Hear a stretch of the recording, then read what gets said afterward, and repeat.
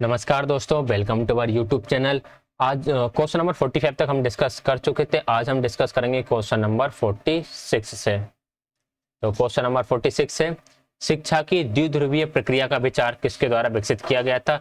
ये question same question last class में भी हमारा आया था।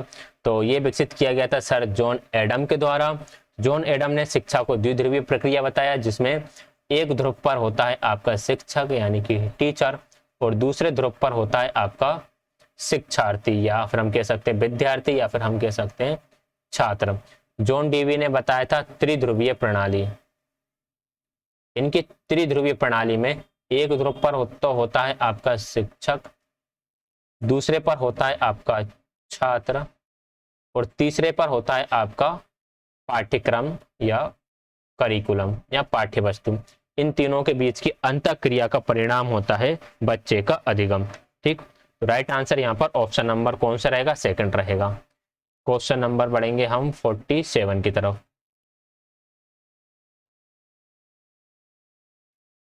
क्वेश्चन नंबर 47 है। चलिए, इसी क्वेश्चन में पूछ लिया, शिक्षा की त्रिध्रुवीय प्रक्रिया किसके द्वारा चलाई गई? तो जॉन डीवी के द्वारा चलाई गई।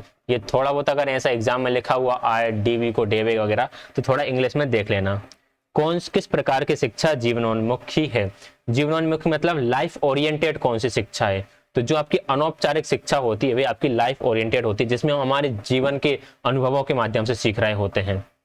क्वेश्चन नंबर 49, ट्रू एजुकेशन पुस्तक के लेखक कौन है? डॉक्टर एपीजे अब्दुल कलाम, महात्मा गांधी, रविन्द्रनाथ टैगोर या फिर स्वामी विवेकानंद। तो क्वेश्चन नंबर 49 का राइट आंसर रहेगा option number second, true education पुस्तक के लेखक है महात्मा गांधी। क्वेश्चन नंबर 50 है, किसने पश्चिमी विश्व को वेदांत का भारतीय दर्शन और योग का परिचय करने वाली शख्सियत समझा जाता है? गिजुभाई बधेका, अरविंद घोष, स्वामी विवेकानंद और डॉक्टर दौलत सिंह कोठारी। देखिए, इसमें ये दोनों आंसर तो बिल्कुल गलत है। अब यहाँ पर बचता है सेकंड या थर्ड।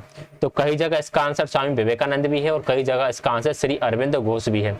बुक में इसका आंसर श्री अरविंद घोष दे रखा है, तो अभी हम इसी की तरफ चलते हैं।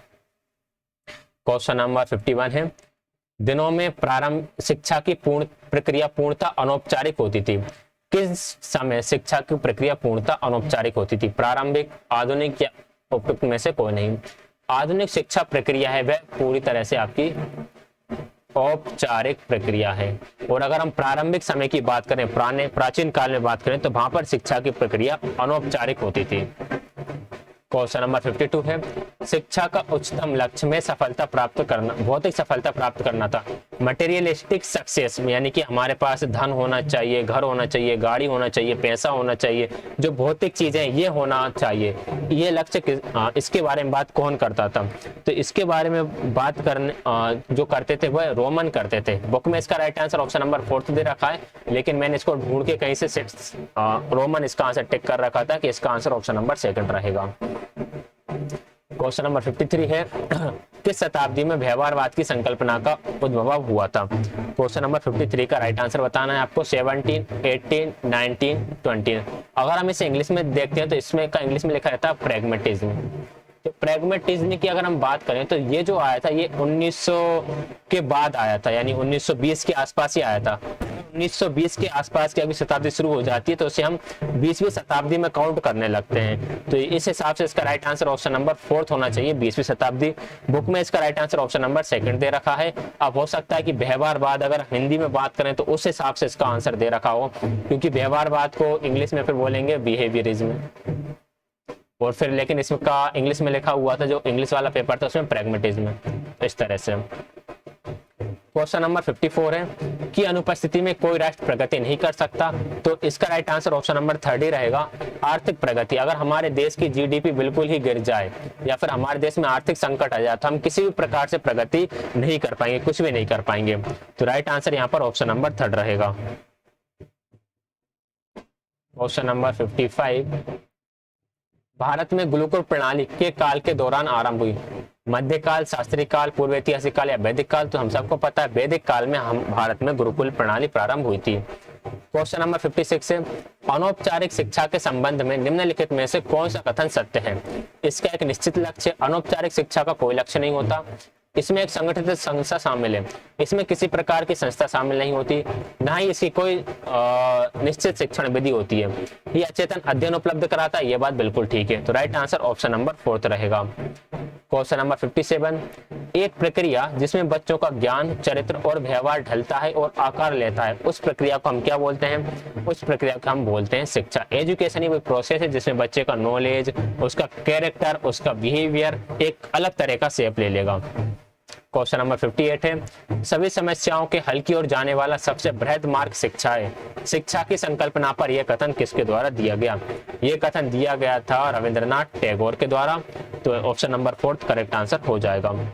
59, अध्ययन की प्रक्रिया जहां तक संभव हो आनंददायक होनी चाहिए, श्रम साध्य नहीं होनी चाहिए, यह कथन महात्मा गांधी का था। तो ये थे आपके ओनली स्टेटमेंट बेस्ड क्वेश्चन, तो इनमें समझने का कुछ ज्यादा होता नहीं है। क्वेश्चन नंबर 60 है, शिक्षा का कार्य मानव को बनाना है जो एकीकृत है, इसलिए वह गौरतलब बुद्धिमान, अमीर या मूर्ख है, इसलिए वह बुद्धिमान है। तो यहाँ पर आंसर ऑप्शन नंबर 2 रहेगा। क्वेश्चन नंबर 51 है, किस दर्शन के अनुसार वासना एवं तृष्णा मनुष्य की समस्याओं के मूल में है? वेदांत, जैन, बौद्ध या फिर सांख्य? तो 61 का राइट आंसर ऑप्शन नंबर 3 रहेगा।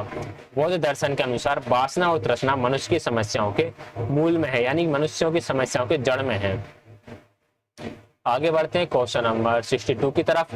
निम्न में से कौन अस्तित्ववादी है? किलपैट्रिक, रूसो, सार्त्रे या फिर फ्रोवेल? तो 62 का राइट आंसर बताइए क्या होगा? तो जो सार्त्रे हैं वो अस्तित्ववादी हैं, ऑप्शन नंबर 3 इसका राइट आंसर रहेगा। क्वेश्चन नंबर 63, निम्नलिखित में से कौन सा प्रकार शिक्षा के साधन के रूप में विद्यालय से संबंधित नहीं है? ज्ञान, मूल्य, रीति रिवाजों आदि का संरक्षण, धार्मिक समस्याओं हेतु निश्चित समाधान, सामाजिक विकास हेतु मार्गदर्शन एंड भावी भूमिका के निर्वहन हेतु बच्चों का सामाजिकरण। देखिए, अगर हम 63 की बात करें, सामाजिकरण बच्चों विद्यालय से संबंधित है, समाज विकास हेतु मार्गदर्शन विद्यालय से संबंधित है, ज्ञान, मूल्य, रीति रिवाजों का संरक्षण ये विद्यालय से संबंधित है, लेकिन धार्मिक समस्याओं हेतु निश्चित समाधान ये विद्यालय से संबंधित नहीं है। तो ऑप्शन नंबर 2 यहाँ पे करेक्ट आंसर हो जाएगा।